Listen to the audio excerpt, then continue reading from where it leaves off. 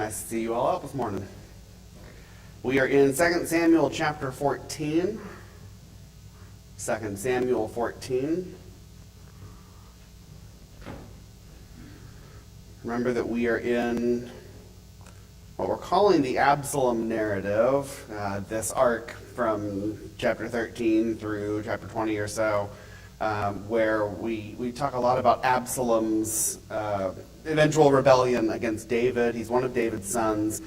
This all got started in the last chapter with Amnon, who was supposed to be, theoretically the next king of Israel. He's the oldest son, probably has the strongest claim that, he has raped Tamar, that whole horrible situation that we talked about, and Absalom is furious over that.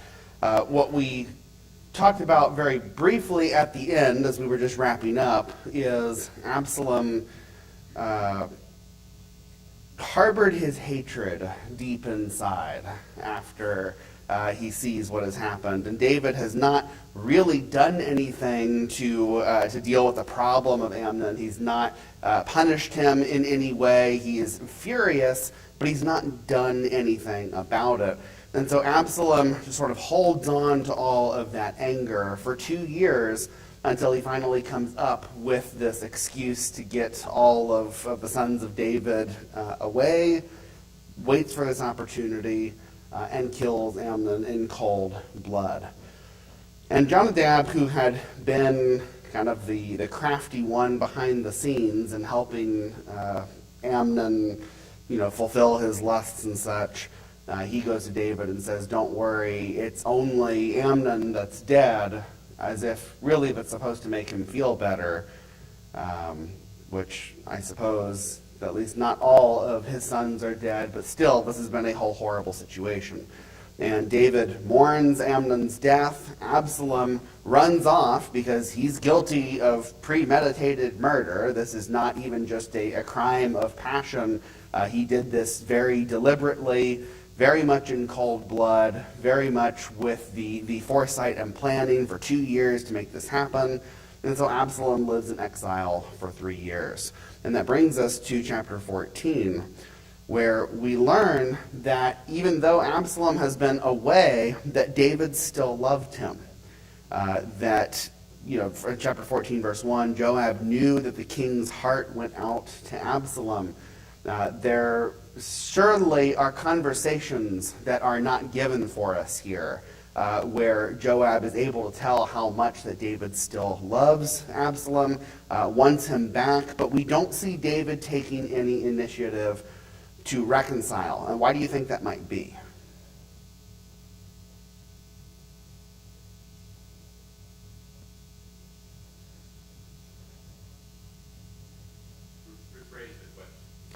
So, David wants Absalom to come back, at least in some part of his heart, and, loves Absalom, yet he's not taking any initiative to call Absalom back, to try to reach out to him. What's holding David back? I think he's thinking about the sin that he had with Bathsheba.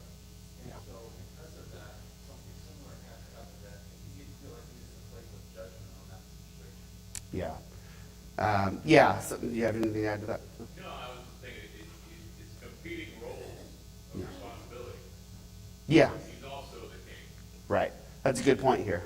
and he has to think what's best for the kingdom, not necessarily just what's best for him as a father.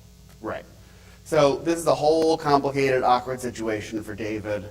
And I think both of those answers are true and contributing to this whole mess of a situation. That David personally wants Absalom back, and as a father wants to bridge that gap and to not have this problem between them. But this isn't just like, we got into an argument and some harsh words were said. Like Absalom killed another of David's sons. And so that's not quite so simple to just overlook or ignore or forgive. Then you have the complication that he is king and there's a matter of justice here, and really Absalom is worthy of being put to death. That has not happened yet. And they're sort of in that weird stasis where okay, he's off in exile, so David can't reach him, can't do anything about it, so to speak.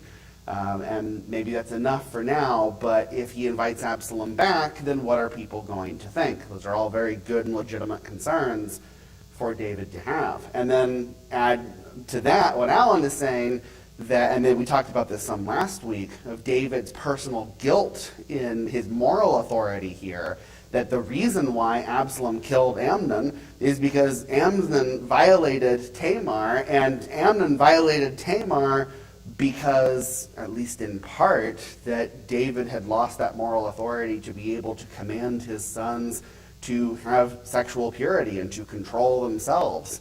So he's in this terribly awkward situation where he feels guilty, feels pulled between multiple roles. There's not really a good course of action for him here.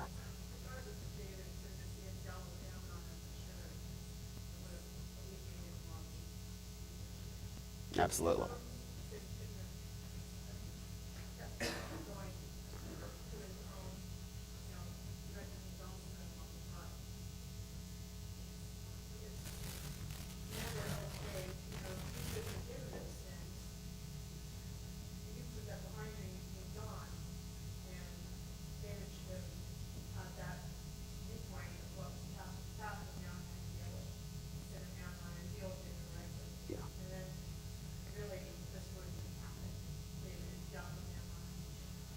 Yeah. So, yes, let me be clear what I mean when I say that David lost his moral authority to kind of pronounce judgment on Amnon there.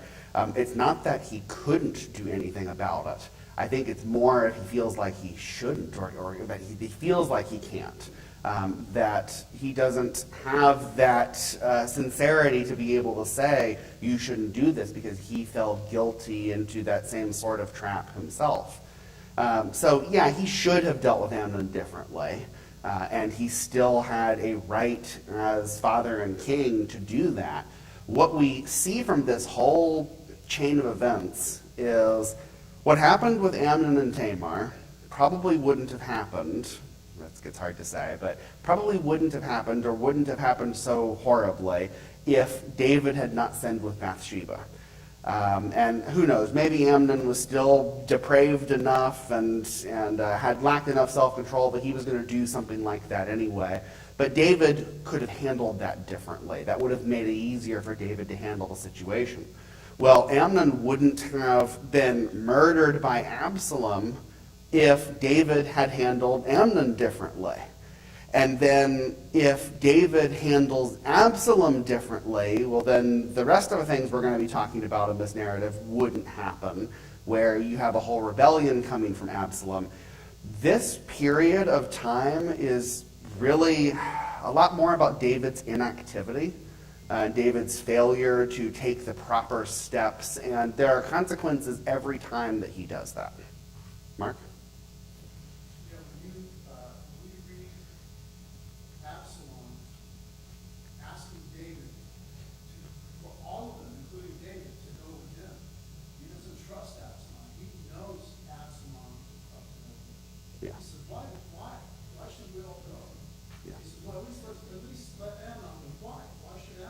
Mm-hmm. He knows Absalom is up to no good.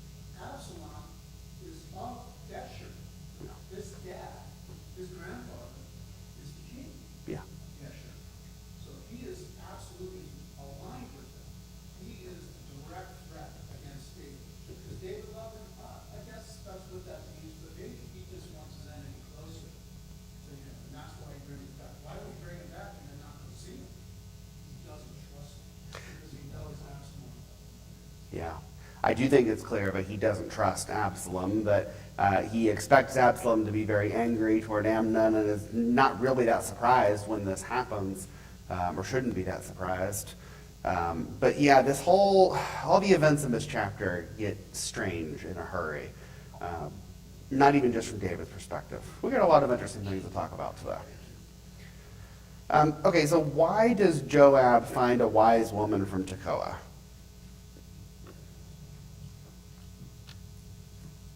What's his plan here?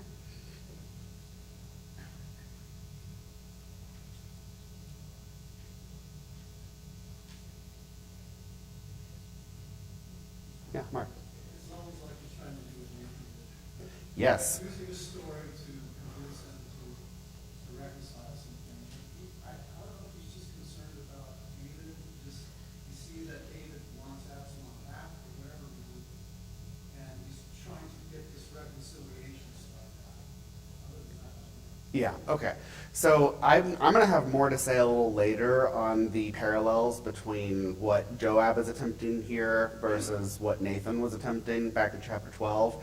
I think that's a really important comparison to make, and we're going to talk some more about that because you have some big similarities and some differences as well. So that's a good observation to make there. But basically, yeah, we've got the same sort of thing happening, that going to use this what ends up being a surprise parable, right? By having someone pretend to bring a case before David to judge. And remember, this is one of the roles of the king in those days, to hear these matters of justice, decide what the right course of action was, and to lay down that, that order. So they had more overlap there between king and judge than maybe we do with president and judge. We've separated those out a lot more. Not to say that everything went before the king. That's certainly not true, but a lot of things did. So Joab gets this wise woman from Tekoa.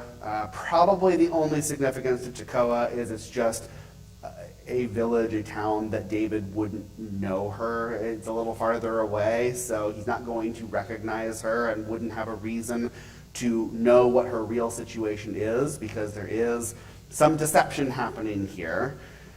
And he says, pretend to be a mourner, put on mourning garments, and go and tell this story to David. And this is really from Joab through the mouth of this woman from Tekoa. So let's be clear about that. That is Joab's scheme from the beginning. As for why Joab is doing any of this, I think Mark has at least part of it here, that he sees that David wants to reconcile with Absalom. Joab knew the king's heart went out to Absalom.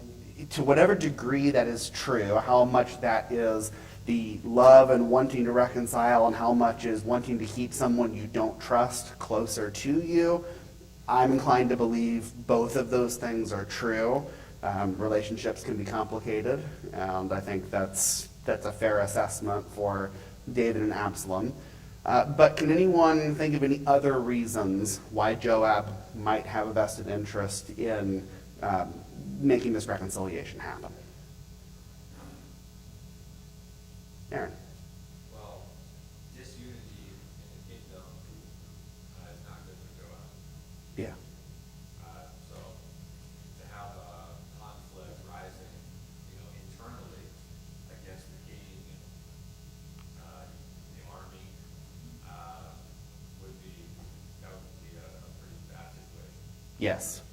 I think that's even a fairly noble goal, reasonable goal for Joab to have here, of wanting to prevent the disunity in the kingdom or to patch this up. You have a few things that are dangerous here. One, Absalom being off in exile and having the strongest claim to the throne is setting things up for a rebellion. Let's not be naive about it. There's a rebellion could be brewing. And it's better if Absalom reconciles with David and doesn't have this reason to try to rebel against him. Secondly, what happens if David dies and Absalom is still in exile? It's at least complicated, right? We don't know exactly what would happen. I don't think Joab knows exactly what would happen. You have Absalom, who has the strongest claim to the throne, being the eldest living son now. But then you could easily have other sons arguing, well, he's not really a part of the royal family anymore. He's not here among us. He didn't have the favor of our father. And so you have a whole succession crisis. And that's not good for the stability of the kingdom. And Joab personally doesn't want that. And Joab, in his role as commander and as a high official in David's kingdom, doesn't want to see that happen. That's dangerous for everyone. Lisa.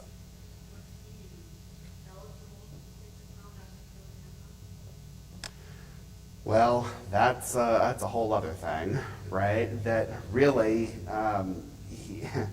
a lot should be happening with Absalom, but it's not really. That hasn't been happening.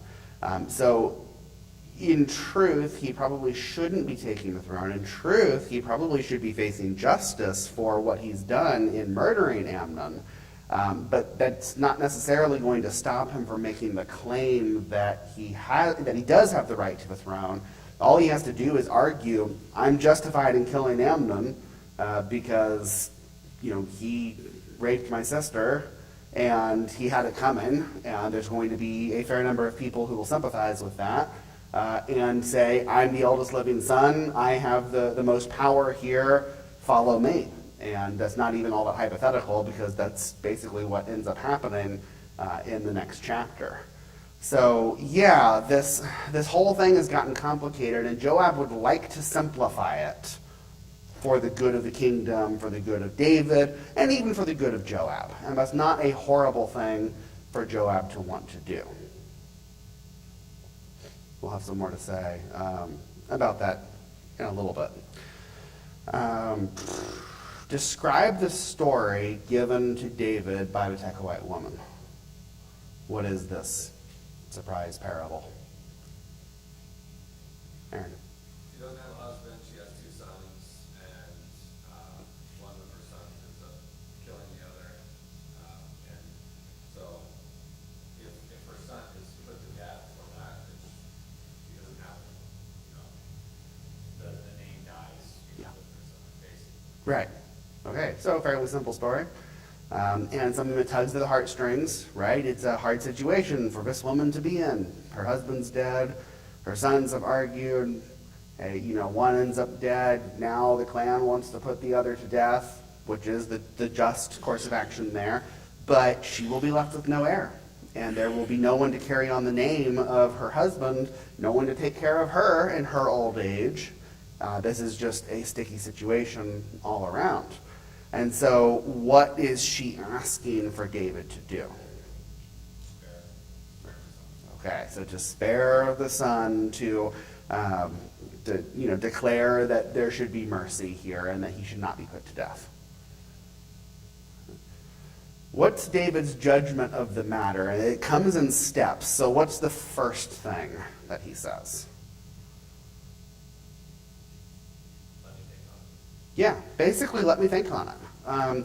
He says, verse 8, go to your house and I will give orders concerning you. That is vague, for sure. It is somewhat promising for her, if this is a real situation that she wants solved, because the easy answer is, no, we're going to follow the law as it is written, he must be put to death. That's the easy answer. David is at least willing to consider that maybe something else should be done here. But he wants to look into the facts of the case more. He would like to think about this some more, because it's not such a simple matter to say that he should be spared. Well, and you might have wanted to go to God first. Yeah. He was the man after God's heart. He was spared from a capital crime. So if, maybe he wanted to go to God to say, hey, I know this person deserves death, can he be spared? Right. So that's a very real possibility here. David wants to go to God. That fits into his character just fine. But of course, because this is not a real situation and is a parable, or meant to be a parable, she needs a better answer than that, because she needs to bring out the gotcha at the end and get him to do what Joab wants. And let me think about it is not a strong enough answer to have that big dramatic moment. And so she says in verse 9, on me be the guilt, my lord the king, and on my father's house let the king and his throne be guiltless. So essentially she's saying, if there's anything that's wrong with sparing my son, if there's legitimate guilt to be had, let me take the guilt. Let that, whatever punishment there is for that, come upon me. And that was a common way that they spoke about these sorts of things. In reality, that wouldn't really absolve David of his responsibility to execute justice. But she's trying to convince him and trying to manipulate him even here, if you want to think about it slightly more negatively, to say that, you know, like, I take responsibility for this, but this is how strongly I feel about it. Lisa? According to law, if there wasn't a hatred beforehand, and someone was struck and killed, not really on purpose, now it's going to be sent to a city of refuge. Yeah. David's lack of knowledge or lack of reasoning just kind of leaves us with a little out of touch with the law stuff. Yeah, so I think there's a couple ways you could look at that. Either first, saying that David doesn't know the law well enough here, or has forgotten it, or has gotten out of touch, and that's a possibility. We do see him making some kind of strange decisions in some of this. But secondly, the other possibility is that he wants to look into the facts of the case more. For that to be true, for him to want to spare this son on those grounds, on grounds of manslaughter, him to get to a city of refuge, it has to actually be manslaughter and not murder. And we know how sticky that gets in trying to distinguish, was this crime of passion, accidental killing, you know, things got out of hand, or is there more to this story? Right now, David's only heard the story from the mother, who obviously has a vested interest in keeping her son alive. Again, if this is a real occasion. So David, if we want to give him a slightly more optimistic interpretation of his actions here, we could assume that he wants to look into the facts and make sure that that is really what happened before he pronounces that judgment. Jeff? Yeah, my understanding of verse 6 there, that they stroked it, it wasn't an accident, you know, they stroked together, nobody was there to break him up, and he smoking. You know, he killed him, it wasn't an accidental death, you know, stuff like that, it sounds like. Right. Death, you know, yes, the city of refuge was for that purpose, but for, hey, I'm gonna, you and I are, you know, getting into this, and, he killed him, you know, during that. That's not necessarily an accident. Right, and so now we kind of see like how hard it would be to make the judgment in this case when all you have heard is this very limited information. You don't know how reliable her testimony is. You know, is it more severe than this? Is it not even that bad? There's a reason why even in our courts today, like a jury spends a lot of time trying to assess these sorts of situations and figure out what really happened. Were there any factors that help explain, why this could have happened, so on and so forth. She might not have said he was doing that because, the things that like, had history, stuff like that, it's like, yeah, I don't want to get my son in more trouble. Exactly. It's life is possible. That's a very real possibility. So David, it's actually a fairly smart decision for him. Again, if this is a real situation, for him to say, let me look into this some more and determine these facts before I issue a judgment on the matter. But she is going to push this farther. She says, let the guilt be upon me. So then what is his second response in verse 10?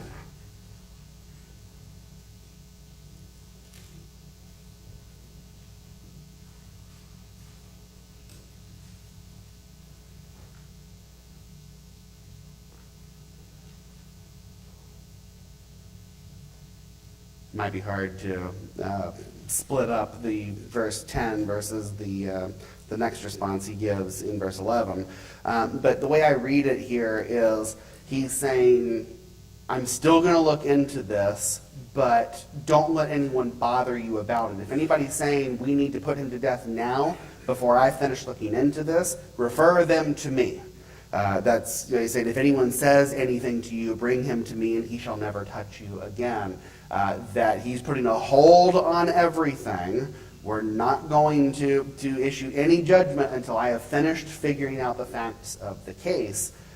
He's protecting her a little bit more there, but still reserving total judgment.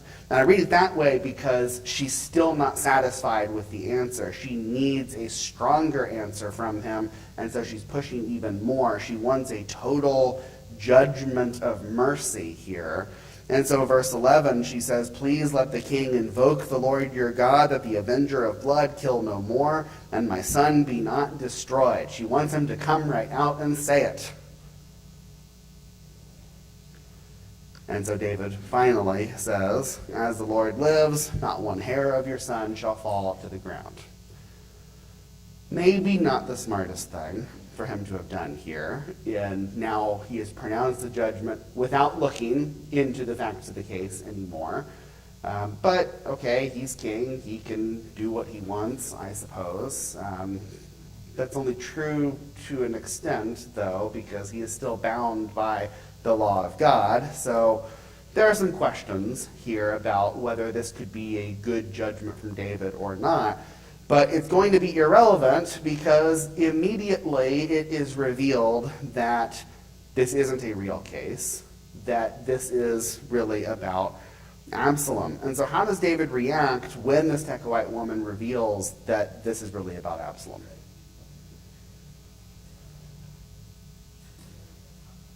Excuse me? Yeah. Yeah, absolutely. He knows that this was Joab. That's not a mystery to him at all. It all comes together. And that's what tells me that there had been conversations before. Because that's quite a leap to make. There's plenty of people that could want Absalom to come back, that might want to manipulate the king in this way. Maybe one of the other brothers wants Absalom to come back and has put this woman up to it. But no, it's Joab, and David immediately knows that it's Joab. And so he asks her, don't lie to me. Did Joab do this? And she says, yes. So then David brings Joab in, and basically they have a little conversation about this. And Joab says, I did this to change the course of things. I know you are wise, but basically Joab is making the argument, you couldn't see the right thing to do here because you were too close to the situation. So I gave you a way to look at it that felt more removed, that you were a little farther away from this situation, and so it was clearer for you to see the right thing to do. So before we talk about David's judgment of Absalom here and what he's going to do with Absalom, I do want to compare this strategy that Joab uses with Nathan's similar strategy in chapter 12. In both cases, we have somebody close to David who brings a matter of judgment before him to get him to make a judgment, to decide what the right course of action is, and then using that to make a larger point. What do you see that might, what else might be the same or what might be different about these two situations? Aaron? Well, one difference is Nathan was coming on behalf of God to speak to David. Joab is coming on behalf of himself. Yeah. That's one difference. I think we shouldn't overlook that because these are very close together in the book, and the writer goes to the trouble of saying that Nathan was sent by God, and then that's glaringly absent here with Joab. So this is not something God put Joab up to. This is a scheme Joab invented, which means we should at least be a little more skeptical about whether this is the right thing to do or what Joab's intentions might be. We already talked about Joab has some pretty good reasons, I think, to want to bring Absalom back into better standing with the king. It's not a totally crazy thing for him to want to do, but this is definitely a scheme of Joab, not a message from God.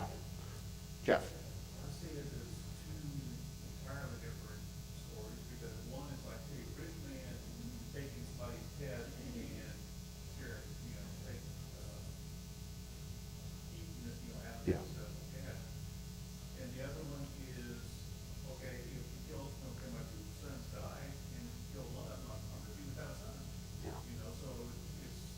that woman was gonna have lost either way. Yeah. Where that rich man, you know, it's like, okay, so I'll be back for or whatever, you know. Yeah. Do type of stuff. You know, that one little lamb replacement was nothing. Yeah. So as much as both are designed to create an emotional reaction on David's part, I see a stronger attempt at emotional manipulation with Joab's parable here, because he does kind of lean on those factors of, well, now this woman's going to be all alone. Now she doesn't have anyone to carry on her husband's name, no one to take care of her. Both cases are taking what is essentially a smaller or milder version of David's real situation and then applying it to a bigger situation. Like, as much as David was enraged by the action of that rich man in stealing the poor man's lamb and sacrificing it, or butchering it to eat it, that was a horrible thing. It's a much more horrible thing for David to take Bathsheba, the wife of Uriah, when he has other wives and other blessings from God, and he really has very unlawfully and uncompassionately taken her.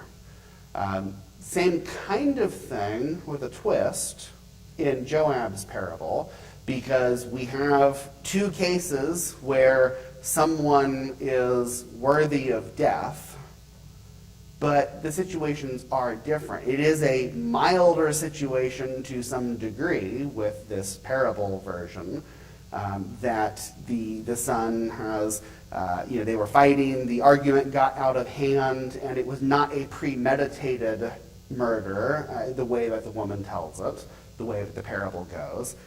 It was that the fight just got out of hand. Versus Absalom very much did premeditate this murder. He planned this. He held on to this anger for 2 years. He was scheming to make this happen. What else do you see that might be different about these two little parables?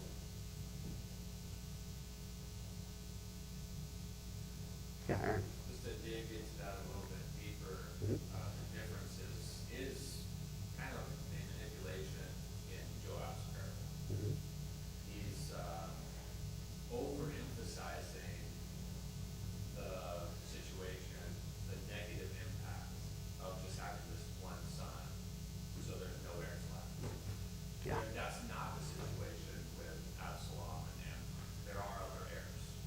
So he needs to make that a more dramatic story in order to elicit that kind of sympathetic response. Right. It doesn't apply to the situation.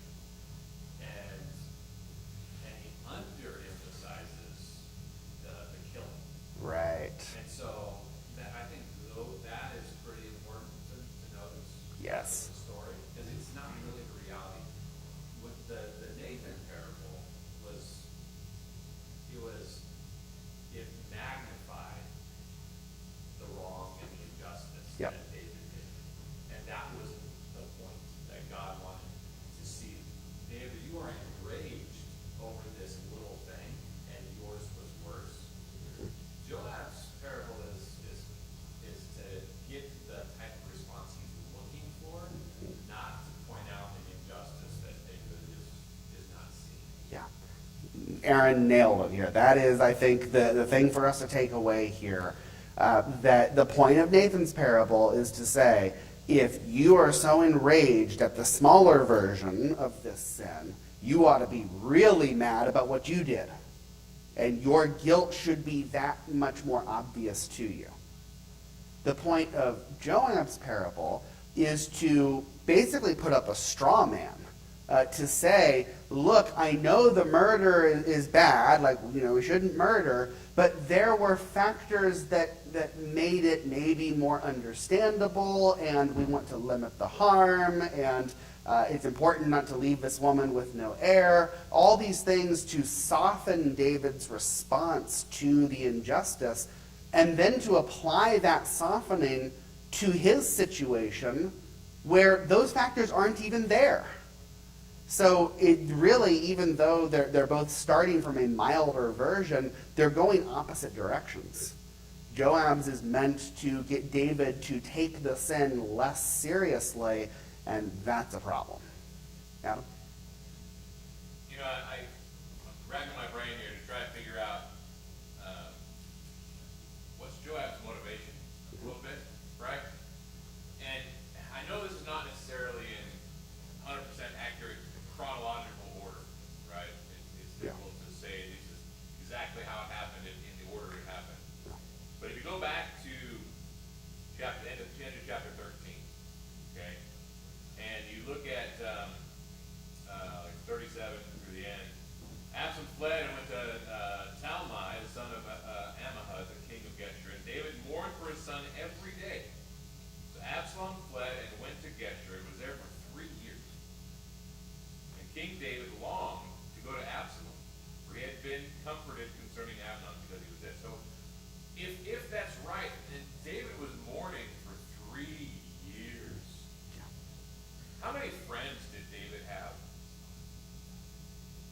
Well, probably at least one, and that was Joab, right?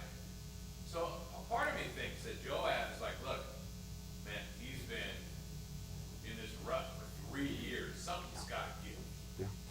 right? Something's got to give, and Nathan got David to get out of that funk with his thing, and maybe I could try a similar strategy. Yeah. He'd probably try, like you had mentioned, he probably had conversations with him. Hey, come on, let's do something, Yeah. right? And he finally figured out one that worked, or at least Yeah. to Joab's satisfaction. Right. I think you're on point there. I don't see, it's hard when we start talking about people's intentions where it's not explicitly told to us, but like Joab has generally had pretty good character throughout this whole account, or not this chapter necessarily, but in general, in all of what we know about him. And there are reasonable, there's reasonable cause for Joab to want to solve this, like for David personally, to not have him mourn so much for these 3 years. And then for those reasons we talked about previously, of there being complications for the kingdom, with having your presumed heir and next in line for the throne being in exile and being in a vulnerable position where he might stir up a rebellion or where it might really complicate things if David suddenly dies. So Joab, I think we can give him the benefit of the doubt here that he's trying to do something good. He's not really been the schemer to do things to accomplish his own will and to try to undermine David. We don't see Joab doing those sorts of things. But I think this is an example of trying to do the right thing, but in actuality making it worse, and not really being justified in the way that he does this. This is Joab's scheme, and it's going to create some serious problems in just a little bit. Well, unlike Nathan, Joab did not have the benefit of having God's inspiration and any foresight whatsoever, right? And sometimes it's I guess we can all take this lesson to heart. The best intentions sometimes are only that. Right. And, Yeah. the consequences, the long-term consequences of some things we do, gotta live and learn. Yeah. I want to make the argument here in this narrative that Absalom should have been put to death immediately after killing Amnon. It never should have gotten that far where Absalom felt he needed to kill Amnon. David should have dealt with the situation even sooner than that. But I think the argument that's being made here is Absalom, in his guilt, should have been put to death for murdering Amnon, and because he wasn't, all these other things happen. And even though Joab is trying to find a way to patch things up, in reality, he only makes things worse. Temporarily, it looks like it's better, but it's not going to last, and really Joab has unknowingly become one of those contributing factors in Absalom being able to start up his rebellion. So this is a good example of how complicated things get when sin enters the picture. All stemming from David's sin with Bathsheba. That has messed with his relationships with his sons. Not dealing with Amnon and Tamar, not dealing with Absalom. It just gets more complicated the farther we go. So the lesson here is don't sin. And when you do sin, take care of it quickly. Deal with it so it doesn't continue to snowball. The Bible's pretty clear about that corrupting influence of sin. Steve? No? Okay. I'm trying to think of the top five for bloodthirsty people and like chapter Cain's son, like is pretty close there. And then after Joab, we have this guy named Jehu, who Elijah comes and God tells Elijah to go and anoint him and run because he's crazy. Goes in and marches cavalry down to Israel and as he approaches Jezebel out the window and marches over there. Joab, I don't know how old he was when he was young before he became professional or Yeah. Yeah, the whole thing's gotten messy here, that's for sure. Gary? I can't remember the punishment that was supposed to be for rape. What was the punishment for rape? I believe that was a capital offense. Mark, you're my Deuteronomy guy. Okay. I don't know, if you read about it, usually, at least the parts that I read, it will apply to somebody, a woman who is betrothed to somebody already. Yeah. But there is a case where if it's in the city, it's certain death for Yeah. the perpetrator. If it's out in the field, and it could be against the woman as well, if she's a woman. Yeah. Some of those, just fornication. Yeah. But as far as rape is concerned, if you did that and you just gave the father some money, you could marry her. But I don't think that would apply to Amnon because it's his half sister. Yeah. I don't know what applies to that, other than it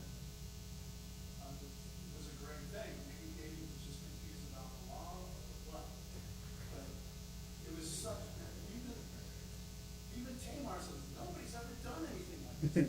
Don't do this. It's just horrendous. Yeah, this is an outrageous thing, right? And certainly the wrong answer is do nothing. That's very clear. David does nothing about it other than get angry. It's not enough to be angry about injustice, angry about sin. Like that's the need for the actual justice. Jeff? Yeah, I think, I can't remember all the details either, but it's one of those things that the field of Nathan was caught out in the field. Yeah. You know, that she was to be spared, the guy was to be put to death, but if it was in town, that she would be put to death too, because she didn't cry out. Right. Yeah, assuming she didn't cry out, yes. You've got some complexities to the situation in Deuteronomy about like how that could be judged and trying to separate out, when is it rape and when is it just fornication, because that happens too, and the particulars needed to be figured out. Clearly with Tamar, it's rape. No ifs, ands, or buts about that. Lito? Before I leave the first bill, just changing my mind on the last verse of chapter 13, where it says, David must go forward because of the dead. You see, what kind of comfort did he have from that? Yeah, okay, so what kind of comfort did David feel about Amnon being dead? You can read that a couple different ways, maybe just that he had gotten over that immediate shock of Amnon being killed, has kind of gotten over that and wants to reconcile with Absalom anyway.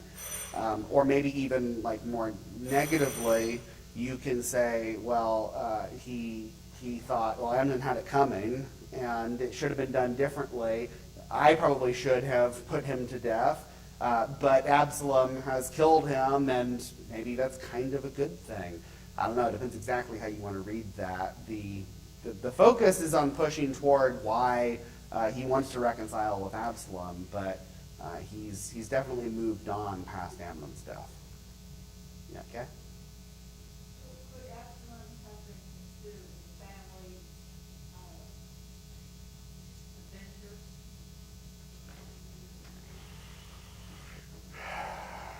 Yeah, Mark. Those were cases of murder. Yeah.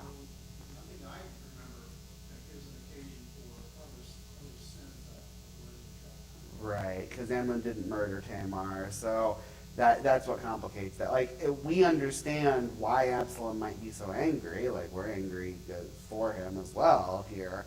But no, you don't really have that remedy for him to murder Amnon because of it.